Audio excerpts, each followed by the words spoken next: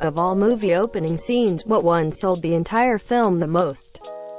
Saving Private Ryan, no doubt. Apparently some vets had to leave the theater during the showing of Saving Private Ryan because the opening was so real to them that it took them right back to that time. Even to regular people watching it, it was raw emotion and changed a lot of people's perspectives on war, I'm sure. One of the things vets praised was the creaking and metallic groans of the tanks. Apparently no movie captured that. What really struck people, and vets, with SPR was that war movies had been going on for decades. Except it was always clean, unrealistically clean, and focusing more on the heroics than the visceral hell. Another technique used that wasn't super common in war movies was the near-complete absence of musics in fighting scenes. Something then they continued in Band of Brothers. Their reasoning was that hearing music subconsciously reminds you that this is a movie. I think the intended effect works. It's like it grimly helps remind you that this is real.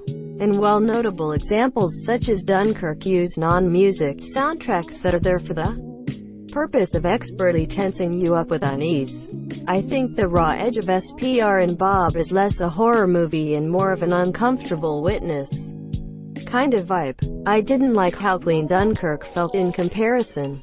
While everyone I know fucking loved Dunkirk, Wally, it really does a good job setting up the emptiness and solitude of the planet with only a song. Visuals. Edit. Thank you kind person for the silver, and thanks everyone else for taking the time to read, upvote, and reply to my comment. Raiders of the Lost Ark. This is my number one. It's so iconic.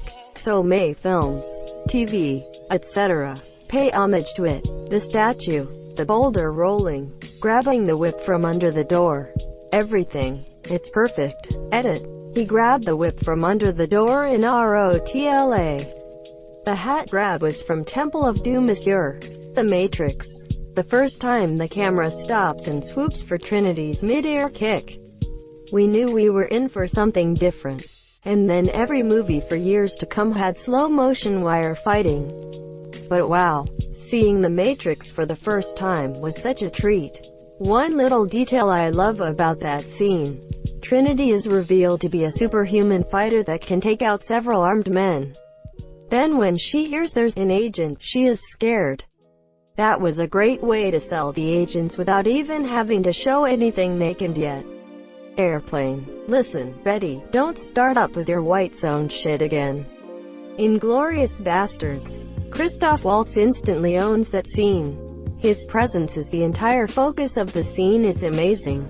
Super Troopers. You boys like Mexico? Littering in the OG Star Wars. Not the title crawl, but the one right after that. This is so difficult to overstate. I remember experiencing those first few minutes after the crawl. SF movies before the opening scene of Star Wars were either so cheesy or very abstract. First, holy crap, that's a real planet. Then, oh wow, that's a real spaceship. No way, those are real lasers. And then the Star Destroyer. Oh my God. The Dark Knight. My answer is well, it sets up the entire film so perfectly. The Joker is an unhinged maniac whose allegiances are always to be questioned. What appears as an elaborate bank robbery quickly reveals itself to be a larger scheme. Asterisk. The soldiers of the robbery start picking each other off one by one after each of their usefulness is exhausted. Asterisk. The bank, the seeming victim at the time, reveals itself to be affiliated with the mob and not as innocent as you once thought. The Joker is not unhinged. He knows exactly what he's doing. Every detail and process is meticulously planned. That gives everyone a job. Has them kill one another to tie up loose ends. Robs the bank, taking only the mob money. Leaves the marked bills. Somehow manages to drive a bus into traffic the exact moment a convoy of buses is driving by. And then just disappears until he crashes the mob meeting. Scria, Monsieur. The tension and terror were built up perfectly, and the eventual killing of Drew Barrymore's character was shocking, not just in its brutality, which was quite graphic for its time. But because such a major name was killed off that soon into a movie. The opening kill is a tried and true horror trope, but it had never been done before with such a big name so early in a film, monsieur. For the rest of the film, every time you saw a big name show up, Neve Campbell, David Arquette, Courtney Cox, you weren't sure if they were going to make it to the end of the film or not. Children of Men. I went into the theater blind, and 5 minutes in I knew to buckle my seatbelt. Hot Fuzz, the pace, the settings, the little stupid details. And in Advanced Cycling, the opening scene in Reservoir Dogs completely sums up everyone's character. Mr. Pink goes on his illogical rant about why he doesn't tip, showing he is the logic thinker. He also claims always to be the one acting like a professional. Later in the film, he tries to keep the group together and stay professional. Mr. White takes the book from Joe when he gets tired of hearing him drone on and on about Toby, showing they are close friends. Mr. Blonde offers to shoot Mr. White if he doesn't give the book back to Joe. He even shots him with a finger gun, foreshadowing Mr. Blonde's violent actions later in the film. Finally, when Joe asks who didn't tip, Mr. Orange immediately rats out Mr. Pink. Mr. Orange, of course, is the undercover cop in The Rat. Goodfellas greater than as far back as I could remember. I always wanted to be a gangster. The Fellowship of the Ring. It didn't just sell the movie, it sold the series. That prologue let you know right off the bat that this was truly Middle-earth. And it was epic. Everything about that series is just incredible. The only downside is that now I can no longer be immersed in a fantasy world if it isn't filmed in New Zealand. Up cheers every time. My father, who is a stoic man who hardly ever shows emotion, watched that movie with our family when it first came out. After the opening, he left the room and refused to watch the rest of the film. Monsieur, to this day he claims it is the saddest he has ever felt watching a movie, and that nothing could make up for the loss the old man felt. He said he couldn't stop feeling a depressing premature loss for my mother, who is still very much alive. My younger siblings teased him for it, but that was the first time it really clicked with me how much my parents really loved each other. And it still makes me tear up thinking about how that small cartoon sequence made him feel so broken.